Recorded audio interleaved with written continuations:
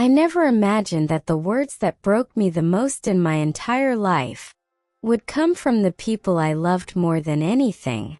My son, my daughter-in-law, my own family. But before I tell you what I heard, before I tell you why my legs nearly gave out, why I had to grip the railing just to stay upright, let me start at the beginning. Because this story, my story, didn't begin in the backyard that day. It began long before that. I remember waking up that morning feeling a strange heaviness in my chest. That kind you can't explain. That quiet whisper that something is wrong, even when the world looks perfectly normal. My little rented room felt colder than usual. I pulled my sweater tight around me as I walked to the tiny window.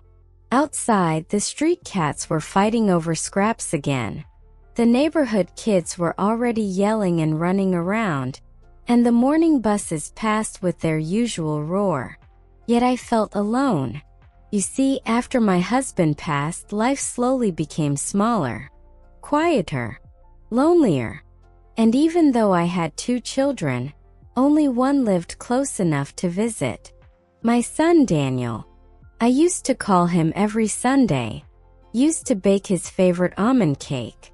Used to sit at the dining table with him and laugh until my stomach hurt. But the moment he married his wife, everything changed. Clara. That woman could freeze an entire summer with just her stare. When I visited, she smiled with her lips but never her eyes. She rearranged the furniture after I left the house because it looked messy. She threw away my homemade jam because she didn't trust old-fashioned recipes. Daniel never noticed. Or maybe he didn't want to. But I stayed quiet. Mothers, we always stay quiet. We choose peace even when it costs us pieces of ourselves. On that particular morning, the phone rang. The screen lit up with Daniel's name. My heart warmed instantly. Maybe, just maybe, he wanted to see me. I answered. Daniel. Mom, hey, he said. Are you busy today? Busy? I would cancel heaven itself if my son needed me. No, sweetheart. I'm free. Good. Can you come over? Clara's preparing something for the family. His voice hesitated. Something felt off. Clara never prepared anything for the family when I was involved. But I didn't question it. A mother never refuses the chance to see her child. Of course, I said softly. He exhaled with relief. Or was it stress? I couldn't tell. Good. Come around 4. I took the bus. It was too far to walk at my age. The ride was long, but I filled the time by remembering the old days. When Daniel was little, when he would run into my arms after school, when he'd tell me every detail about his day. He used to hug me so tight I could hardly breathe. Those days felt like another lifetime. When I reached his neighborhood, I adjusted my cardigan, patted my hair, and walked toward their backyard gate instead of the front door. Daniel always told me to use the back since the doorbell sometimes didn't work. I didn't want to disturb anyone. I reached the wooden gate and gripped the latch. And then, I heard voices. Clara's first. Sharp. Cold. Impossible to ignore. Why is she even still alive, Daniel? My heart stopped. The world spun. My breath caught in my throat. I froze. Hands still on the latch. Legs trembling. The air turning ice cold around me. Clara, Daniel whispered. No. Don't Clara me. Do you understand what this means? Do you understand what we could do with that house money if she just... Clara growled under her breath. Ugh. Why is she still breathing at her age? Why can't she just go? I felt my heart crumble into dust. My son. My only son. And my daughter-in-law. Talking about my death like it would be a blessing. like it would be convenient, like I was some object taking up space. My knees almost buckled. I covered my mouth to stop a sob from escaping. My fingers shook as I slowly leaned closer, just enough to hear Daniel's reply, hoping, praying that he would defend me. Clara, calm down. Calm down. She's the reason we're stuck. Your mother has no savings, no plans, no nothing.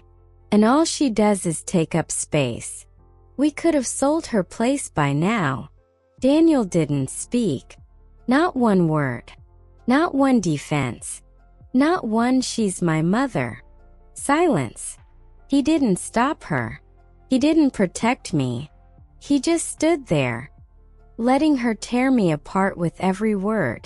Something inside me broke, but something else awakened. I took a deep breath, straightened my back, wiped my tears, and pushed open the gate. Their heads snapped toward me, their faces drained of color. Daniel's mouth opened. Clara stiffened like a statue. "Mom," Daniel whispered. I forced a small smile. I heard everything. Their eyes widened in horror. "But don't worry," I said calmly, even though my heart was shattering. "I didn't come here to bother you. I came to learn the truth." And I did. But what I learned after this moment, what I discovered inside their home, was far, far worse than anything I heard in that backyard. Because sometimes, what people say behind your back is nothing compared to what they do when they think you're no longer useful. When I stepped through that backyard gate, the air felt heavier than any storm cloud I'd ever walked under. Daniel stared at me like a child caught stealing. Clara's face froze in a twisted mix of shock and annoyance, like I had ruined her day. I took a deep breath, one that steadied the shaking in my chest. "I didn't mean to overhear," I said, though in truth, fate meant for me to hear every word. "But I did." Daniel swallowed hard. "Mom, we didn't mean." Clara jumped in before he could finish. "Of course she did." "Well, maybe it's better you heard," she snapped. "At least now you know where we stand." Daniel's eyes widened. "Clara." But she didn't stop. "Oh no. She was just beginning." "You're always showing up without calling," she hissed. "You need help with everything. You expect us to keep supporting you. We have our own lives, our own responsibilities." "I didn't ask for anything," I whispered. "But you need things," she practically shouted. "Your doctor appointments, your groceries, your house repairs. Do you think those things happen for free? Do you think Daniel's salary grows on trees?" I glanced at my son, praying, just praying for one word of kindness. He didn't look at me. He didn't look at Clara. He stared at the ground. My heart twisted. When Daniel was little, he used to cling to my skirt, refusing to let me go to work. "Mommy, stay with me," he'd say. Back then he didn't want space. Back then he wanted me. But life has a cruel way of shifting the very children we raise with love into strangers we barely recognize. I guess that is the tragedy of motherhood. We give everything. Our strength, our sleep, our youth, our dreams, so our children can have better lives. And one day, they live so well, we no longer fit inside their beautiful new world. I lifted my chin. "If I'm such a burden, Clara, you should have said something. I would have understood." Clara scoffed. "You never understand anything. You think you're so helpless, always needing someone to save you." I felt a sting, not because of her words, but because Daniel still said nothing. "Clara," I said quietly. I raised Daniel alone after his father passed. I worked 2 jobs. "Oh please," she cut in. "We all have sad stories." The cruelty in her voice sliced straight through me. Daniel finally spoke, voice trembling. Mom, she didn't mean. Yes, I did, Clara barked. Daniel flinched. I saw it. He feared her. My son feared his own wife. And then it all clicked. Clara wasn't just cruel. She was controlling him, manipulating him, twisting him. My son was drowning, and instead of calling for help, he stayed silent. Mom, Daniel whispered, maybe today isn't a good day. Maybe you should come back later. We have things to talk about. Things to talk about? About my death? About my house? About my money? My vision blurred for a moment, and something inside me, something deep, ancient, motherly, rose like a tidal wave. No, I said, my voice steady.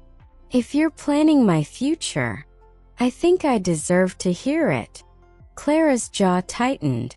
Daniel looked like he wanted to disappear. So I walked past them, without waiting for permission, without fear, without hesitation. Because when a mother has been wounded deeply enough, she becomes fearless. The moment I walked inside, a strange smell hit my nose.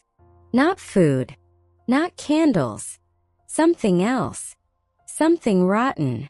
Clara rushed past me. Daniel, why did you let her come inside? This isn't ready. Not ready. My heartbeat quickened. Daniel went pale. What isn't ready? I asked. Clara spun around, eyes sharp. Nothing. You don't need to see anything. Her panic, her urgency, only made me want to see more. I walked further inside. Daniel tried to stop me. Mom, wait. But I didn't. My feet moved on their own. Into the living room, a place filled with memories of Daniel's childhood, now cold and unfamiliar. I scanned the room. Something was different. Something was wrong. Boxes, papers, a folder on the table. Clara lunged forward to grab it, but I reached it first. I opened it. Inside were documents. Not just any documents. My documents. My house deed. My medical records. My insurance papers. My bank statements. All organized. All labeled. All neatly planned out. Like someone was preparing for something. Why do you have these? I whispered. Clara's voice tightened. Because someone needs to be responsible. Responsible for what? And then she said it. Without shame. Without hesitation. For your end-of-life planning. The room spun. My ears rang. End of life? My end of life? I slammed the folder shut. Clara. Daniel. What exactly are you planning? Daniel spoke in a small voice. Mom, we were just preparing. Preparing for what? I shouted. Clara glared at Daniel, then said the words that nearly stopped my heart. For when you're gone. Gone. Gone. They wanted me gone. Not cared for. Not protected. Not loved. Gone. I gripped the back of the chair to steady myself. Why? I whispered. Daniel finally looked up at me, eyes tired, broken. Mom, we can't afford to take care of you anymore. Your house is old, it needs repairs. Your bills, your medications. Clara's right. It would be easier if... I raised my hand. Don't finish that sentence.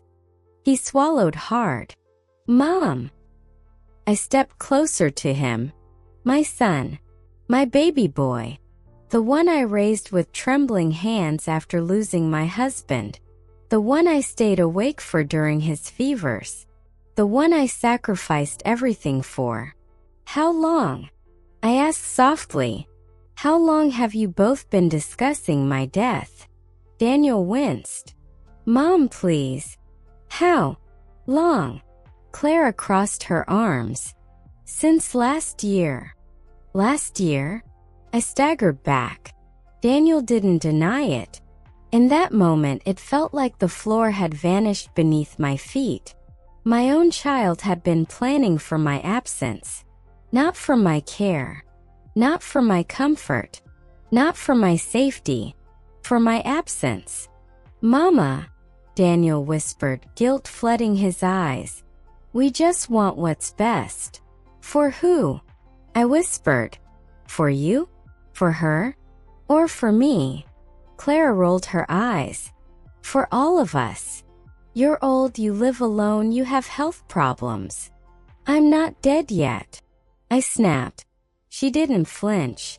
Her expression stayed cold, unbothered, as if my life, my worth, my existence meant absolutely nothing.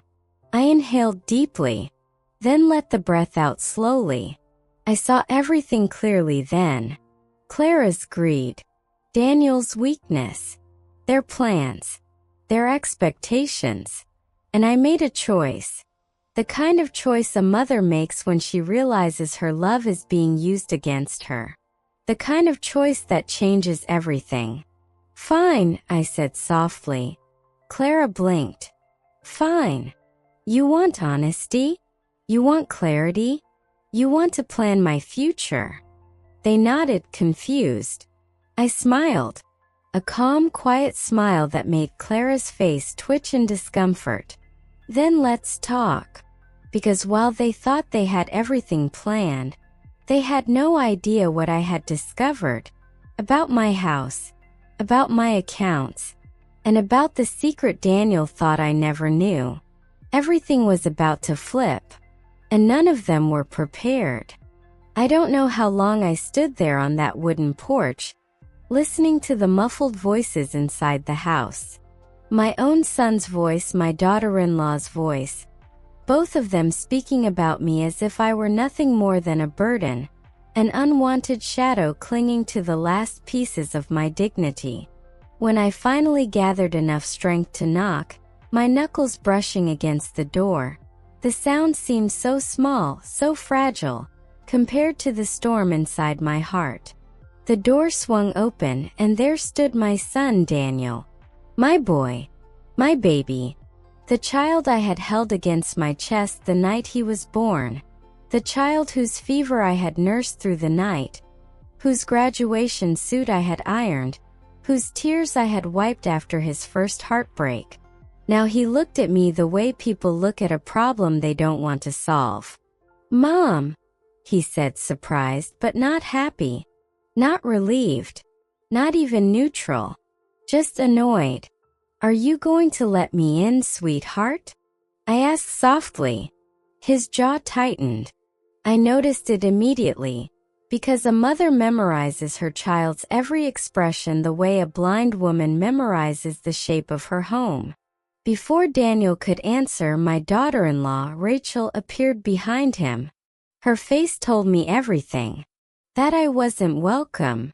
That she wished I hadn't heard her words in the backyard.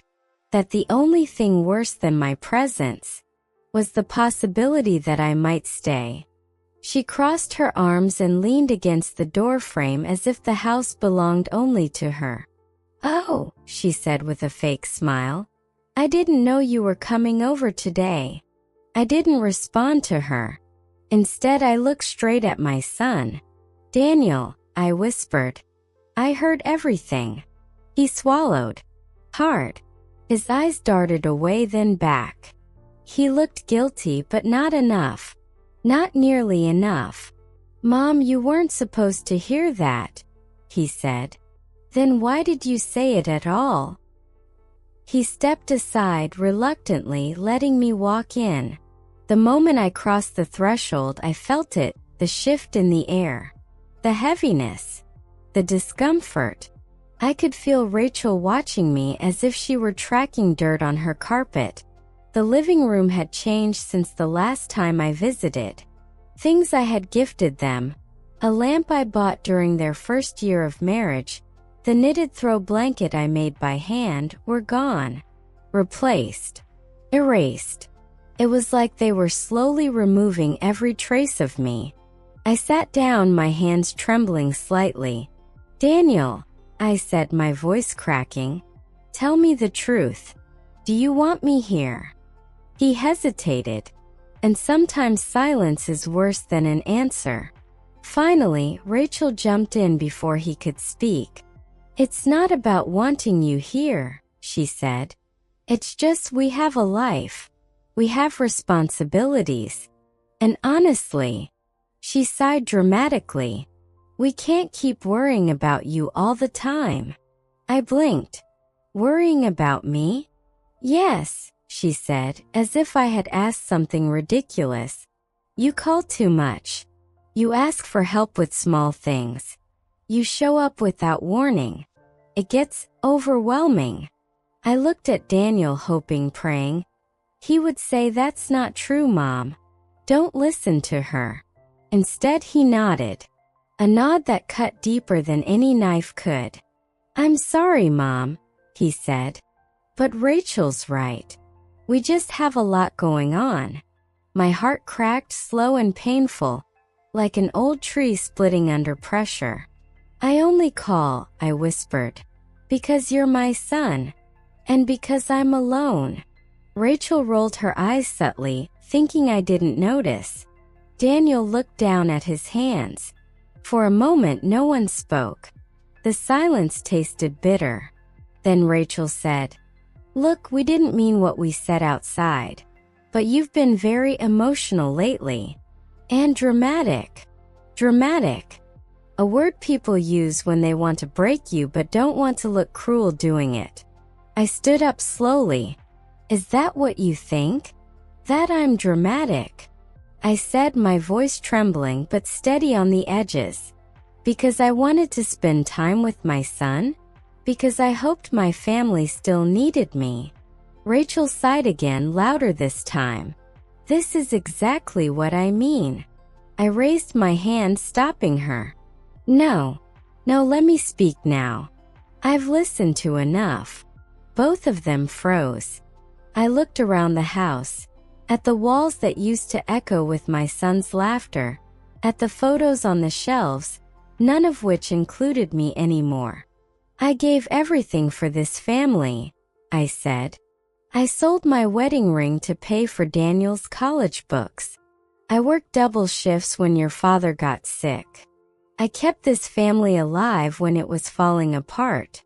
And now, my voice cracked. You're tired of me? Daniel finally looked me in the eyes. But instead of guilt, there was something worse. Distance. Cold, painful distance. Mom, you're making this harder than it needs to be, he said quietly. We didn't ask for all that. You did it because you wanted to. A tear rolled down my cheek, not because of what he said, but because he truly believed it. All those years of sacrifice reduced to nothing. I see, I whispered. Rachel took his arm, pulling him slightly behind her, protective, territorial, as if I were some kind of threat.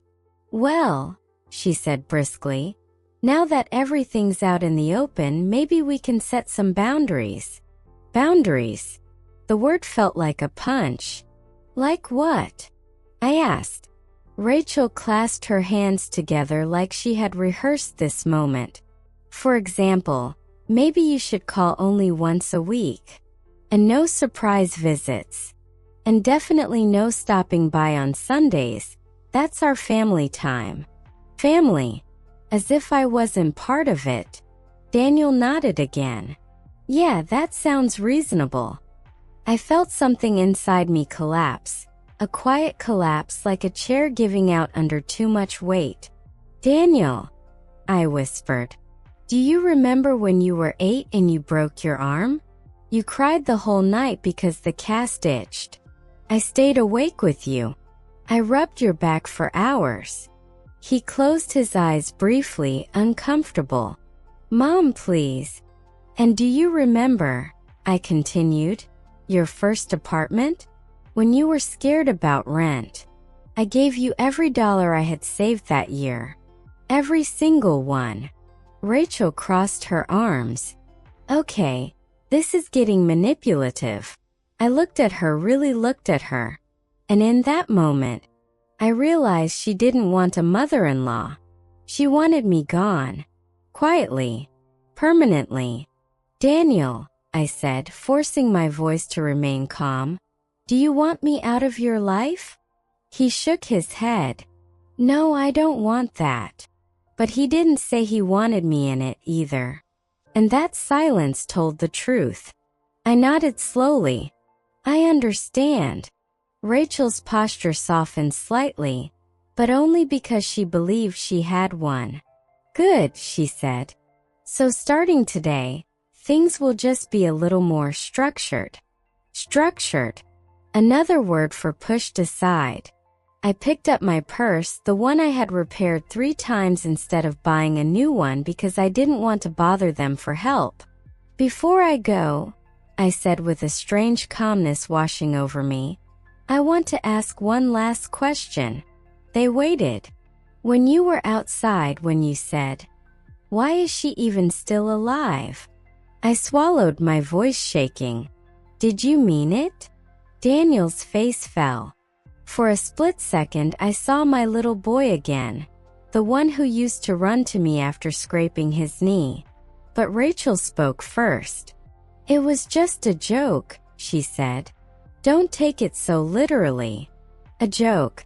About my existence. I nodded slowly. I see. Then I walked toward the door. But before leaving I turned back. Daniel, I said softly, I don't know what happened to you, to the boy I raised.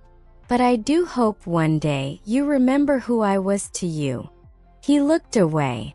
And that hurt more than anything. I stepped outside, closing the door behind me. But I didn't walk away. Not yet.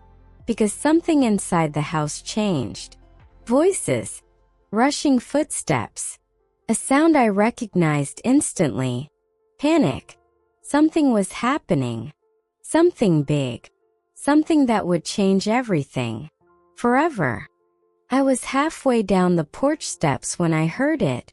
A thud. Then a crash. Then Rachel's voice, sharp and shrill, cutting through the walls like a blade. Daniel, what are you doing? I froze. For a moment I thought about continuing to the gate. Simply walking away with whatever pieces of dignity I had left. But a mother's instinct is stronger than pride. I turned back toward the house. Through the window, shadows moved quickly. Something wasn't right. Something was wrong, terribly wrong. I took a step toward the door. Then another. When I reached it, voices erupted again, this time frantic. I told you not to open that. How was I supposed to know? You left it out. Well, now we're screwed. I didn't understand the words yet, but the fear in them, that I understood very well. I slowly pushed the door open. It wasn't locked. Daniel actually jumped when he saw me.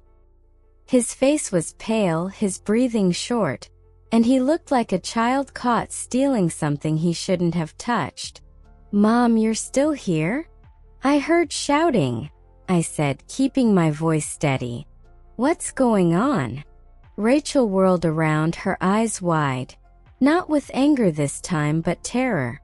She clutched something in her hand, something small, crumpled, and quickly shoved it behind her back. Why didn't you leave? She snapped, but there was no power behind her voice. Only panic. I looked between them. My son. My daughter-in-law. Both acting like criminals caught in their own home. Daniel, I said softly, tell me what's wrong. He opened his mouth, closed it, opened it again. He looked at Rachel as if waiting for permission to speak. That alone shattered me all over again. Finally, Rachel hissed, don't tell her anything. She'll twist it. She always does. I raised an eyebrow. Twist what? Before she could answer, something on the table caught my eye. A folder. Thick. Old. and familiar. My heart stopped. It was mine. My handwriting on the corner. My name. My documents. My will. The will my late husband and I wrote years ago. The one I kept in a locked box under my bed because it held everything. The house, the small savings, the remaining land I had inherited from my parents. But the box was not here. The papers were in their home. Why do you have my will? I whispered. Rachel muttered something under her breath. Daniel rubbed his forehead. But neither answered. I stepped forward, my voice trembling now. Daniel, why were you reading my will? The color drained from his face. Rachel's lips tightened into a thin line. Defensive. Cornered. Then Daniel finally spoke. It was one word. One horrible, heavy word. Planning. I felt the ground tilt. Planning what? He swallowed hard. Your future. Our future. Everything. My eyes darted to the open folder. But what truly caught me, what froze me to my core, was what lay beside it. A notepad. With calculations. Numbers. Figures. Distributions. Their names. And mine. Crossed out. I grabbed the edges of the table to steady myself. You were discussing my inheritance? Rachel stepped in front of Daniel. We were organizing things. Because honestly, you're not getting any younger and… I raised my voice for the first time in years. Stop. She froze. Daniel blinked. I stood tall, not dramatic, not emotional, but powerful in a way only a wounded mother can be. Did you mean what you said in the backyard? I whispered. That horrible sentence? Rachel scoffed. Oh, for heaven's sake, we already told you. Yes or no, I said sharply. Did you mean it? Daniel opened his mouth.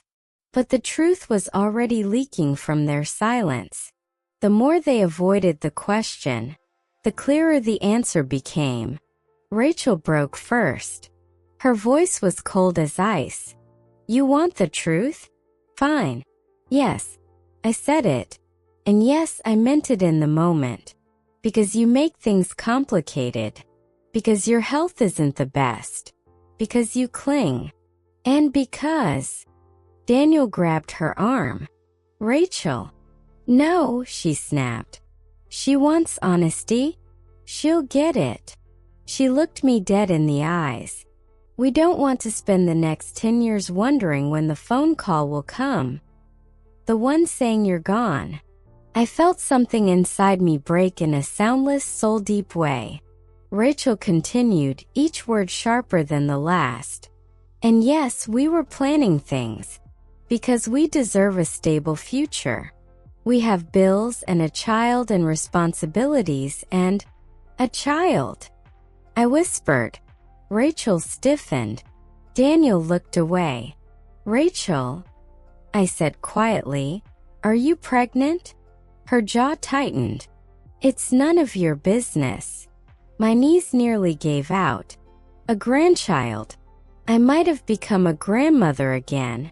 And they didn't want me alive long enough to meet the baby? Daniel finally stepped forward. Mom, we weren't hoping for anything to happen to you. I raised my hand. A warning. A plea. A command from a mother who'd had enough. Don't lie, I whispered. He closed his eyes. That told me everything. Tears filled my eyes.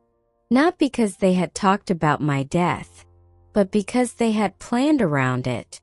Daniel, I said, barely above a whisper, you opened my locked box.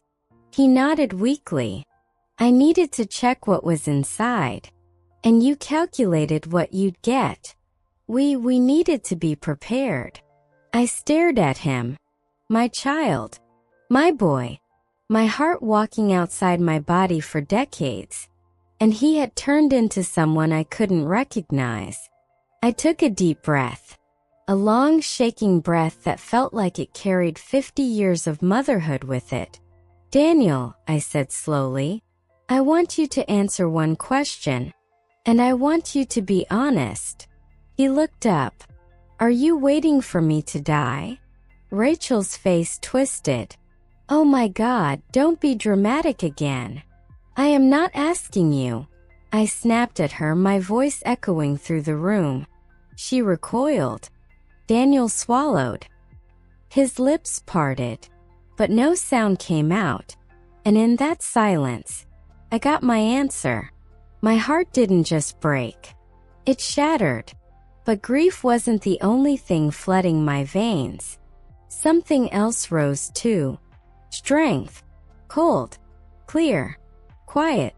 The kind of strength that only appears when a mother realizes the people she loved most never deserved her love at all. I straightened my back, wiped my tears, and said the words that changed everything. "Daniel, you and Rachel need to leave my life for now." Rachel gasped. "Excuse me." Daniel stepped toward me. "Mom, don't. Don't call me for money. Don't come to my house. Don't open any more of my things. And don't expect anything from me ever again." Rachel marched toward me. "You can't just." "Yes," I said calmly. "I can." Daniel's voice cracked. "Mom, please don't do this.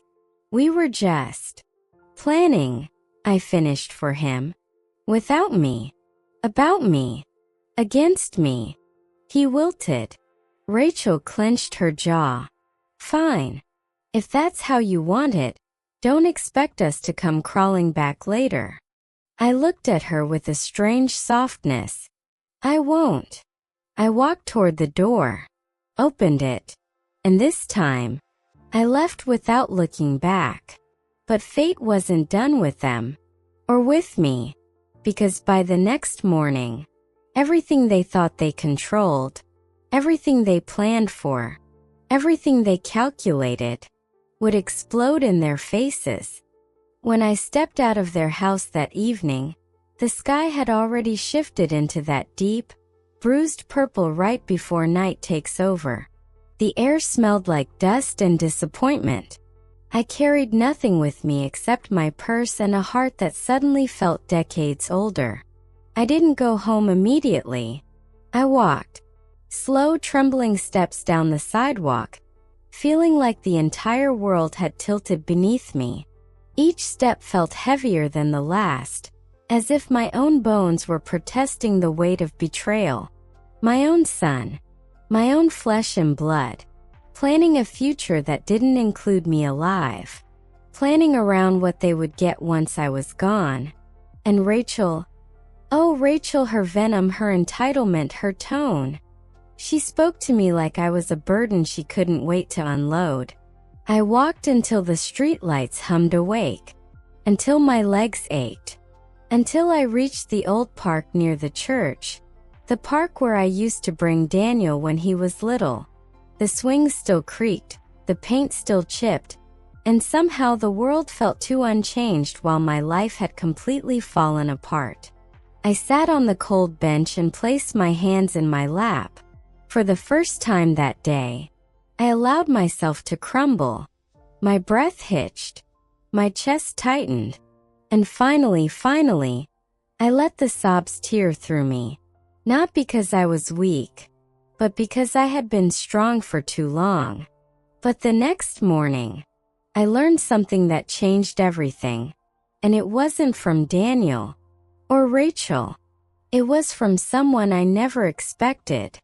I don't know how long I sat there. Long enough that the sky turned black and the church bell chimed the late hour. When I finally stood up, the world felt quieter.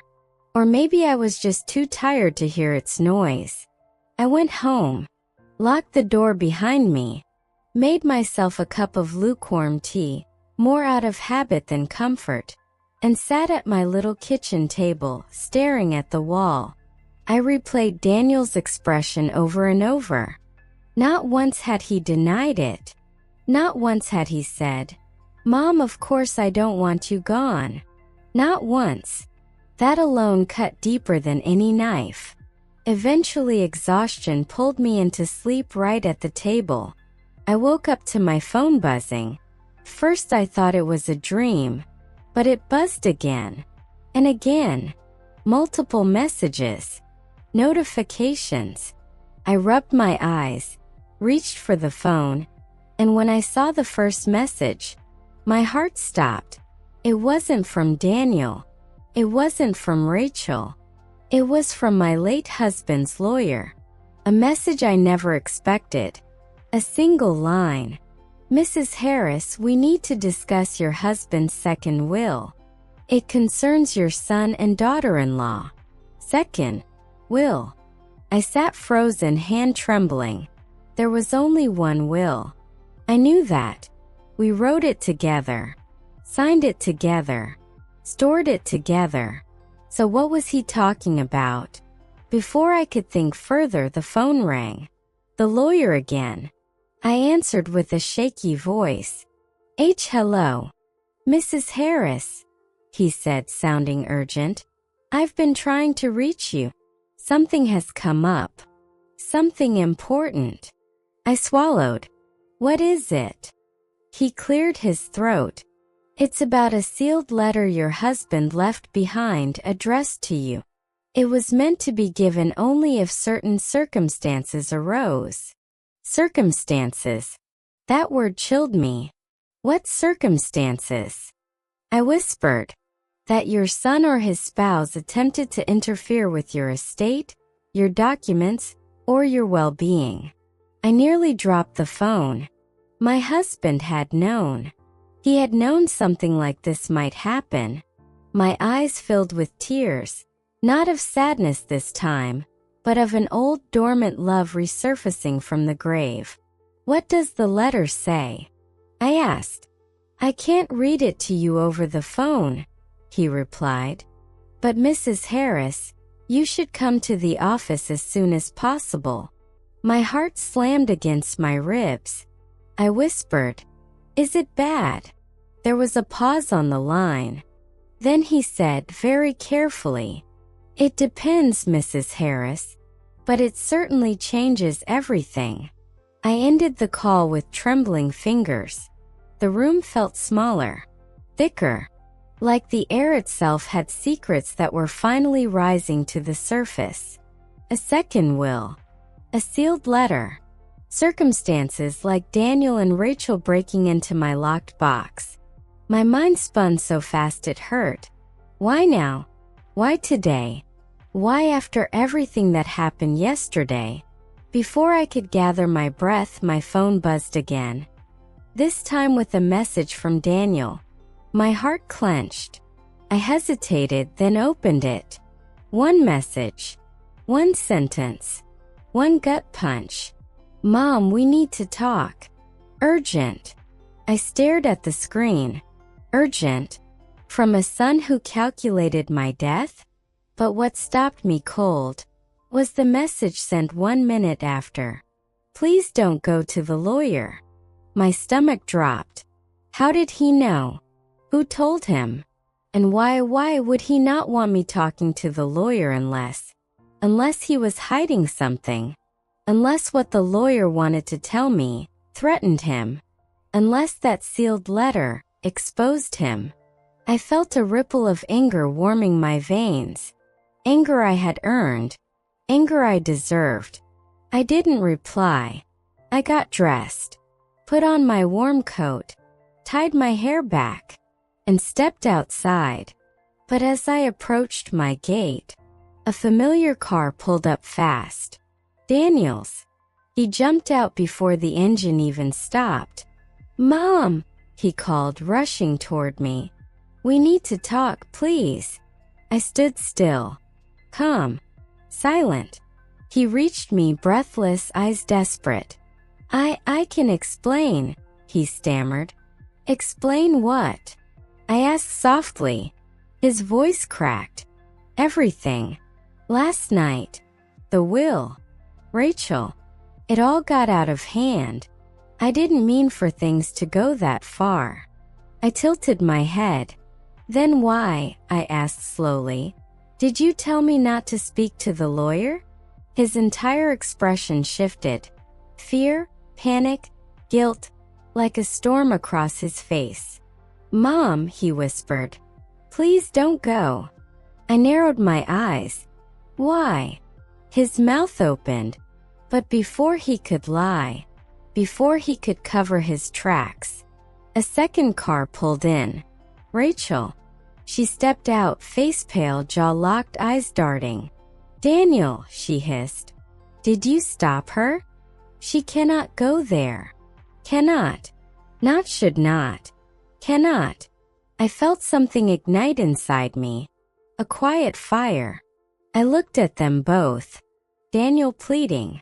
Rachel frantic. And then I said the words they weren't expecting. I'm going. Rachel's face twisted. No, you don't understand. I raised a hand, stopping her. No, I said, voice sharper than a blade. You don't understand. I stepped past both of them. Daniel grabbed my arm gently, desperate. Mom, please, if you hear what's in that letter, everything could fall apart. I turned and looked him dead in the eyes. Daniel, I whispered. Everything already has. I pulled my arm from his grasp, walked past them, opened the gate, and left them standing on the sidewalk, terrified. Because whatever my husband left behind for me, whatever truth he recorded in that sealed letter, it was powerful enough to make them tremble, and I was about to hear it. I walked faster than I had in years. Not out of fear, oh no. For the first time in a long time, I walked with purpose. Every step toward the lawyer's office felt like reclaiming a piece of myself that I had lost over the years. Piece by piece, sacrifice by sacrifice, compromise by compromise, until I had become a woman who apologized for existing in her own son's house. But no more. Daniel and Rachel's panic at the gate said everything. There was something in that letter, something they didn't want me to see, and that alone meant I had to see it. The cold wind pushed at my coat, but it didn't bother me. My heart was beating too hard, too loud, drowning out everything else. By the time I reached downtown, the sun had fully risen, painting gold streaks along the tops of the buildings. Life bustled around me. Cars honked, people hurried to work, but I moved through it all like I was on a different plane. I finally reached the lawyer's office. Harper and Blythe Legal Associates, the place my husband trusted. I stood outside for a moment, catching my breath. Then I pushed the glass door open. Inside was quiet, professional, still. Mrs. Harris? The receptionist asked, standing quickly. Yes, I nodded. Mr. Harper is expecting me. She gave me a sympathetic smile I didn't understand yet. Right this way. When she led me into the office, Mr. Harper, a tall, gray-haired man with kind eyes, stood from behind his desk immediately. Mrs. Harris, he said gently, I'm very glad you came. I sat down slowly, anxiety twisting in my stomach. He opened a locked drawer, pulled out a sealed envelope. My husband's handwriting. My breath caught. I hadn't seen that handwriting since the last birthday card he wrote me, just a few months before he passed. The sight of his loops and curls nearly broke me. Before we read this, Mr. Harper began, you need to know that your husband prepared this under very specific instructions. I nodded, gripping the armrests. He told me, the lawyer continued, that if anything ever seemed unsafe, manipulative, or coercive regarding your living situation or your financial security, I was to give you this letter immediately. My hands shook. Unsafe, manipulative, coercive. My husband had known my son and Rachel well enough to prepare for this moment, years ahead of time. Why didn't anyone tell me earlier? I whispered. Because, he said softly, the requirements for releasing it had not been met until now. My throat tightened. So something happened? Mr. Harper nodded slowly. Yes. Last night, someone attempted to access your late husband's files through our digital portal. My eyes widened. He wasn't talking about the house. He wasn't talking about the locked box. He was talking about my husband's legal documents. Someone tried to log into your account, he continued. Someone who wasn't you. My stomach dropped like a stone. Daniel. Or Rachel. Or both. Thankfully, he added, the attempt failed. But it triggered our alert system, which is why I contacted you. My vision blurred with rage and betrayal so fierce it almost scared me. They weren't just planning for my death. They were planning to get their hands on everything. Without me. Without permission. Without shame. Mr. Harper cleared his throat and held out the sealed letter. Mrs. Harris, he whispered. This is for you. My fingers traced my husband's writing. To my beloved wife, Eleanor. My chest tightened painfully. The lawyer gave me a small nod. You can read it here. Or take it home. Whatever you prefer. I swallowed hard. I'll read it here. He handed me the letter opener. With trembling hands, I slit the envelope, took out the paper inside, unfolded it, and began to read. My dearest Eleanor, if you are reading this, then something I feared came to pass. I want you to know first that I love you. You have been my strength, my peace, and the mother of my children in ways I could never repay. But I have also seen something in Daniel, something that worried me during my final years. My heart clenched. He became distant, influenced, pressured. And if Rachel is still in the picture when you read this, I fear her ambition has only grown sharper. I inhaled sharply. Tears blurred my vision. Eleanor, you deserve a life of safety and dignity. You deserve respect. And I know you, too forgiving, too kind. You will always put others above yourself. That line broke me. He knew me. Even after death, he knew me better than I knew myself. So I created a second will. My breath hitched. A protected one. And everything is yours alone. I covered my mouth to keep from sobbing. Daniel will receive nothing until you say so. Not a penny. Not a property. Not a decision. Nothing. He had written the word nothing in bold strokes. Tears streamed down my cheeks. If Daniel or Rachel ever shows aggression, entitlement, or attempts to control your living situation or your finances, you are to use this will. Immediately. My hands trembled violently. The lawyer knows what to do. And Eleanor, if their hearts have truly darkened, then removing their access may be the only way for them to learn humility. I cried harder, because this man, my husband, had seen the storm coming long before I did. Please don't doubt yourself. You are stronger than you think. And please, my love, live your life without fear. Always yours, Thomas. When I finished reading, I set the letter down with shaking hands. The room was silent except for my quiet sobs. Mr. Harper waited respectfully, then spoke softly. Your husband wanted to protect you. And he did. I wiped my eyes. What happens now? He folded his hands. That depends on you. We can activate the second will immediately. You will gain full control. Daniel and Rachel will legally lose any claim to your assets until you decide otherwise. I stared at him. Shock, pain, and then resolve.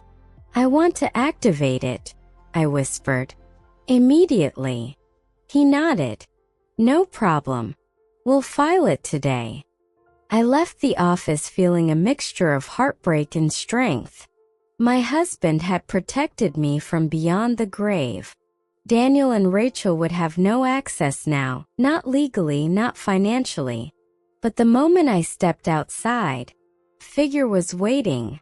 Daniel, standing by the door, face pale, eyes burning with a mixture of guilt and desperation. "Mom," he croaked, voice shaky. "What did the lawyer say?" I didn't answer. He stepped closer. "Mom, please." But behind him, half hidden near the corner of the building, I saw Rachel, watching, waiting, listening. And what Daniel said next made my blood run cold. "Mom, I need the money. Please don't shut me out. Rachel, she'll ruin me. You don't understand." I stared at him, stunned. Rachel stepping out from the shadows. Daniel trembling like a scared boy. And suddenly, I realized this wasn't just betrayal. This was fear. Secrets. Possibly danger. Something darker than greed. Something they were both hiding. And I felt the shift in my bones. My story wasn't ending here. It was only beginning. I barely slept the night after everything happened. My hands kept trembling, no matter how tightly I folded them together.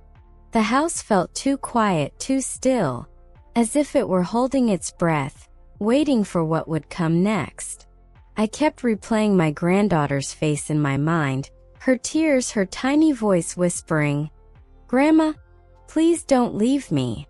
Those words pierced deeper than any betrayal, any pain, any memory I'd carried. Because for the first time in a very long time, I felt needed. And feeling needed is a powerful thing for a woman my age.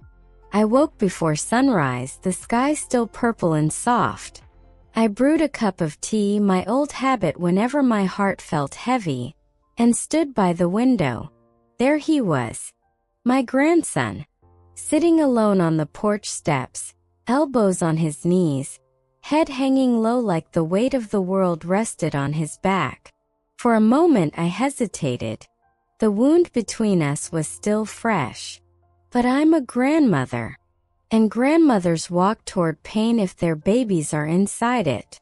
So I opened the door. It creaked loudly. Old hinges always did betray me, and he turned. His eyes were red. Not angry red. Heartbroken red. "Grandma," he whispered. Just one word. But I heard everything inside it. Regret. Fear. Shame. And love, buried but still alive like embers under ash. I sat beside him, slow and careful. "I never wanted you to see that side of me," he finally said. I inhaled deeply. Sometimes God shows us the truth so we can choose better. His jaw shook. "I don't want to be like him, like my father." Silence settled. Heavy. Honest. "You aren't," I said gently. "You came outside to talk. That alone makes you different." His eyes filled again, and for the first time in years, he leaned his head on my shoulder, just like he did when he was 5. And my heart, oh, my old heart cracked wide open. Around noon, a knock echoed through the house. Soft, hesitant, familiar. My granddaughter ran to the door before I could stop her. When she opened it, there stood my daughter-in-law. Her eyes were swollen, her hair messy, her voice unsteady. "Can I talk to you?" she asked. I should have felt anger. I should have felt resentment. But I only felt tired. Still, I nodded and stepped outside with her. She wiped her cheeks. "I treated you unfairly." I spoke out of hurt, not wisdom. I looked at her long and hard. "And why were you hurt?" She swallowed. Because sometimes you look at the children like they're all you have. And I felt like I wasn't enough for this home. Her honesty surprised me. I didn't expect vulnerability.